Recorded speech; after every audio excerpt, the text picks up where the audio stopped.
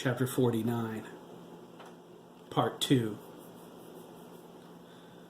Of course, it was all just a dream. He could feel it, the blind stumbling through the almost solid world of his mind, reaching out, touching everything with a longing for more than the sensations, lost, alone, desperate to find the source of the light and become one with it. Just a dream, a pale shadow, a writhing, bleeding corpse that refused to close its eyes, dead and walking around. How many have stepped into this fathomless realm when sleeping? How many never found their way out again? And letting go, it was so easy. To fall forever in the dark, knowing that contact with the ground would only cause it to bend and ripple. To burst through, splashing and drowning in a void of pure thought, of wondrous feeling. They were the only things undeniably real in here. The sensations, the knowledge, the feelings. And Oliver Taylor felt them all clearly. And what he felt was pain. So much like a dream. The reality was the nightmare. Warning. Contact with external host lost. Wolfboy God is not online. God? Oliver thought dreamily. There's a God, even for wolf boys? So strange. The existence of God could not be proven logically. There were certain constants in the universe that couldn't be changed. What goes up must come down. But then, must it? Could a butterfly flap its wings and glide forever? ACOM is not responding. Cerebral partition destroyed. Nano repair system failure. Not dead yet, little demon? Wait, I have a knife. Demons. Gnashing, tearing, ripping the soul of man apart with their stinking, rotting hands.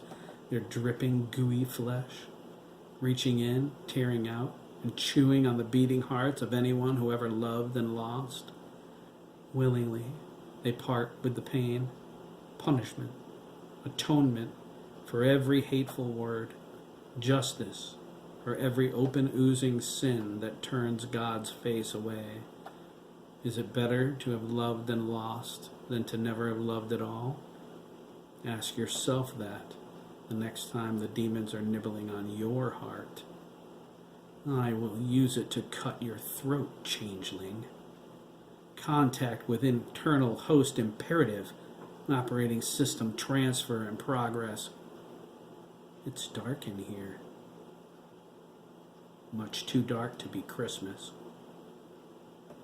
Yes, the true meaning of Christmas. Cody would be proud. The answer was within him all along. How could he have been so blind?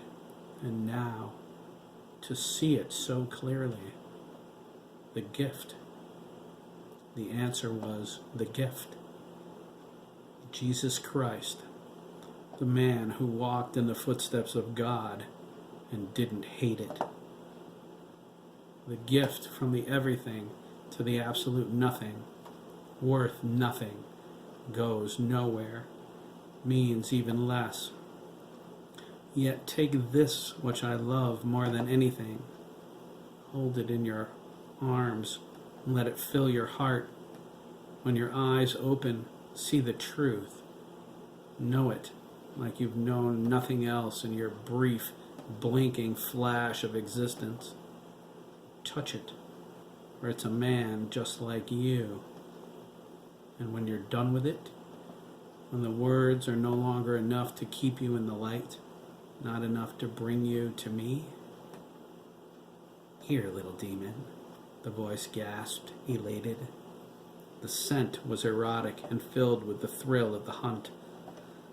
Feel the cool steel against your neck, child of Satan.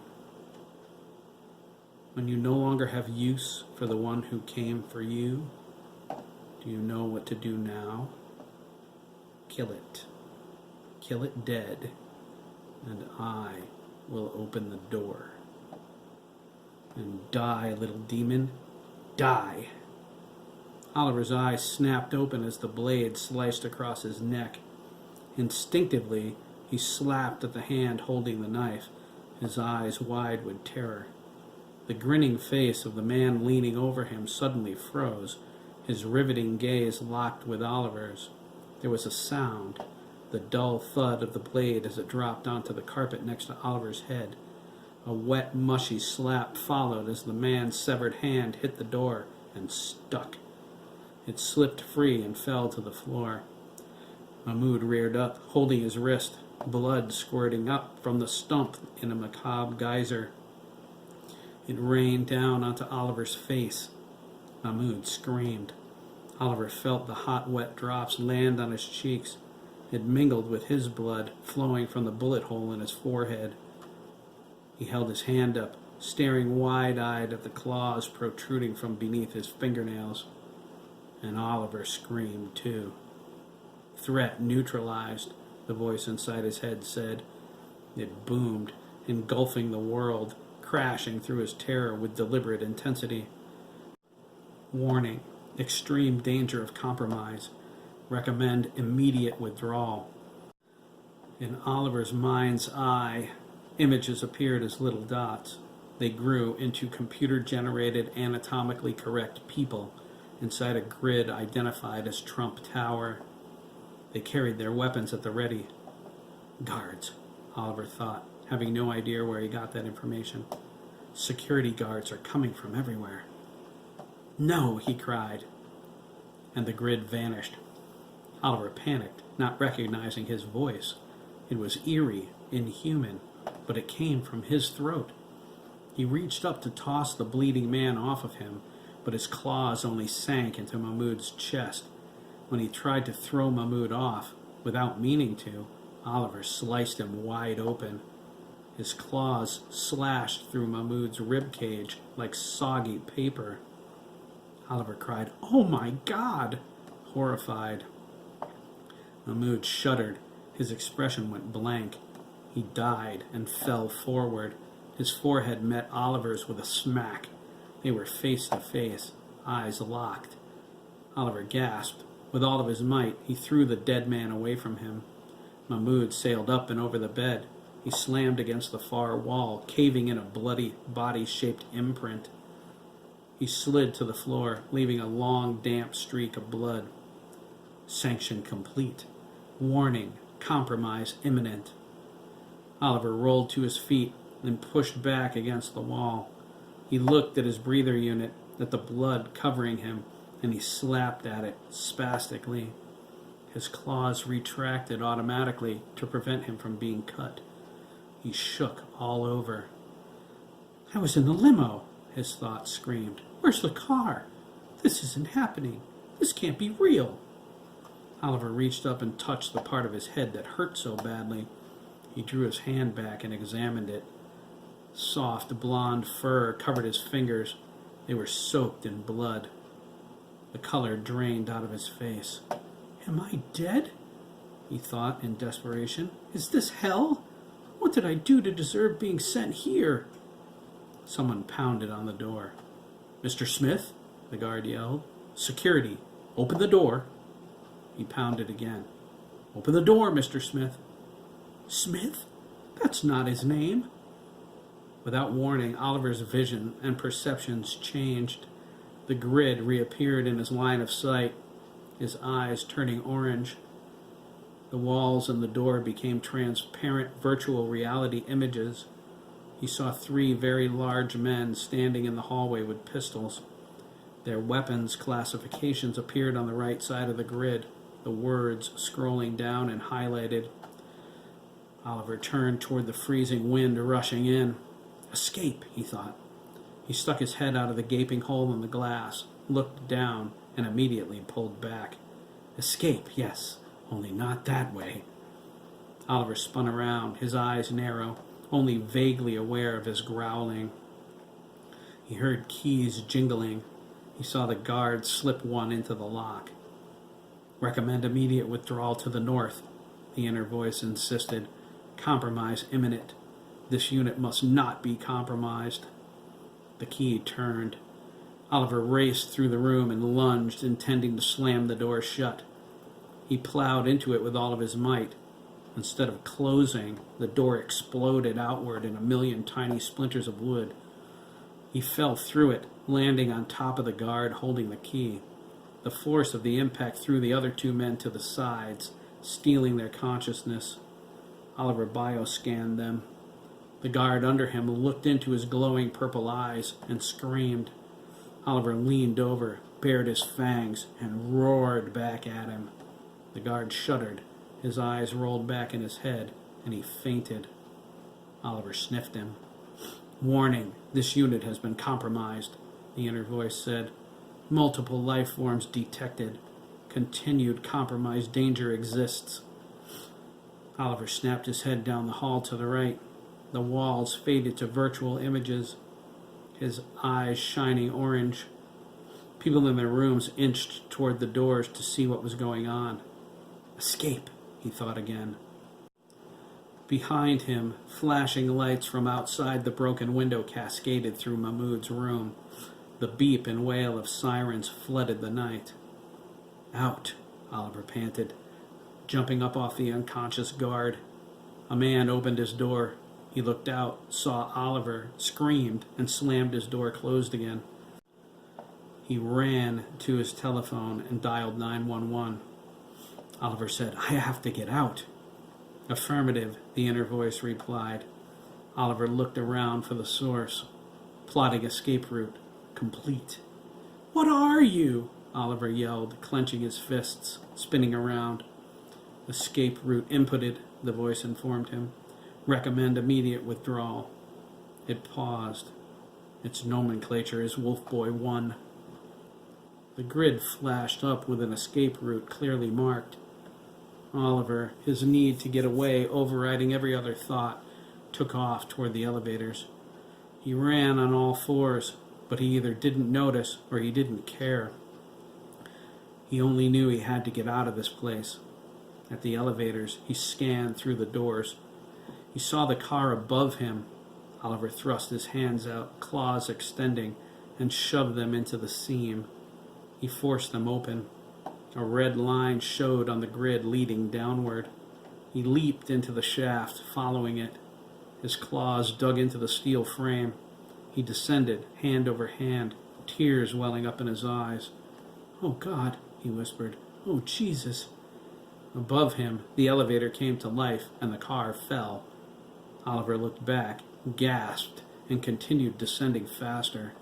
The elevator gained on him. "Recommend immediate exit," Wolfboy 1 said.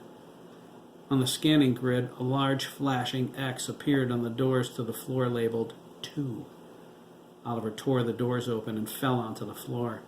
The elevator whizzed by. It just missed cutting off his legs.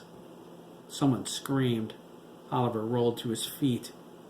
He looked to see a plethora of shops with glass walls surrounding him. The people everywhere were wide-eyed and terrified. He heard another scream, and another. It became a chorus of terror. An old woman at the top of the escalator saw him and fainted, falling into the man behind her. Oliver held the sides of his head. He covered his ears, his sanity slipping away.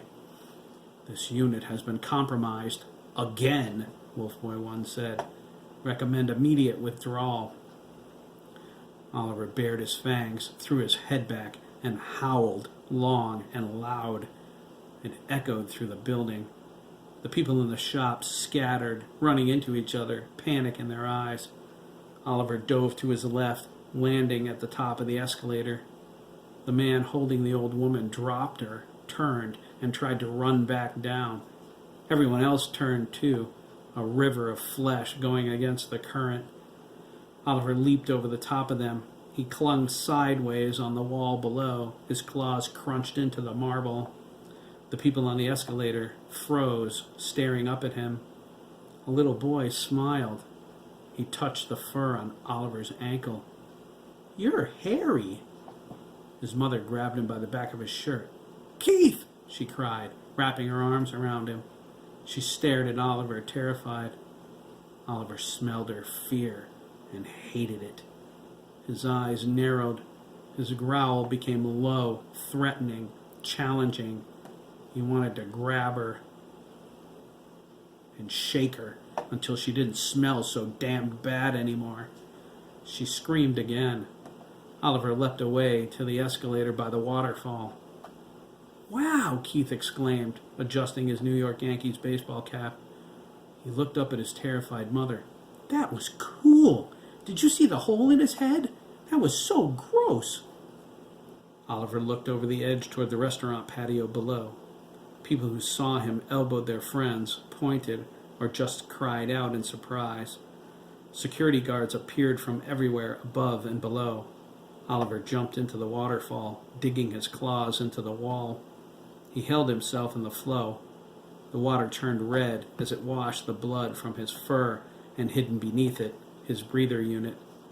It went pink and then clear as he was cleansed. He saw into the lobby and the revolving doors leading outside. He also saw police coming through them and the doors in the middle, brandishing their weapons. "Recommend alternate escape route," Wolfboy 1 cautioned. "No," Oliver cried. "I'm going out. Now." The police took positions in the lobby, clearing the people out of the way. Oliver targeted a dozen pistols, sighting in on him. "Recommend increase ground speed," Wolfboy 1 advised. "What do you mean?" Oliver asked fearfully. A targeting scanner's sight image spun, shrunk, and locked in on every threat in the lobby. Wolfboy 1 fed the definition of the capability directly into Oliver's brain. Oliver nodded, understanding. "Freeze!" the lead officer hollered, pulling the hammer back on his pistol. Oliver roared, baring his fangs. "I don't think so," he whispered. "Enable increased ground speed to maximum." There was a flash of light that only Oliver could see. The tracking grid faded from his line of sight, and his vision went to what Wolfboy 1 called high-intensity normal. His eyes shined yellow. Everyone in the room was suddenly moving in slow motion. Oliver leaped toward the lead officer. His pistol fired. He tracked the bullet as it flew at him, with no more speed than an angry bumblebee. He twisted out of its path and slapped the projectile into the water below. He landed in front of the stunned officer, yanked his pistol out of his hand, and threw it over his shoulder. It sailed into the water and sank with its bullet. He disarmed 6 more officers as he headed toward the revolving doors, flashing up to them and snatching their weapons away. The other officers and the security guards opened fire on the blur of motion. Oliver's tracking system zeroed in on every slug. He dodged them with ease. The doorman scrambled for cover. Oliver headed straight for the revolving door on the left. When their fire shifted in that direction, punching holes in the glass, he cut to the right at the last possible instant. His trajectory was off. The direction change coming too late for him to compensate. Instead of slipping through the revolving door on the right as intended, he smashed through the doors in the center. Glass exploded into the night. He stumbled, fell, and rolled across the sidewalk. Reinforcements were coming from everywhere. 20 police cars in a 6-block radius were en route to Trump Tower. Oliver scanned north and detected Central Park. He howled and took off in that direction, moving faster every second until he was gone.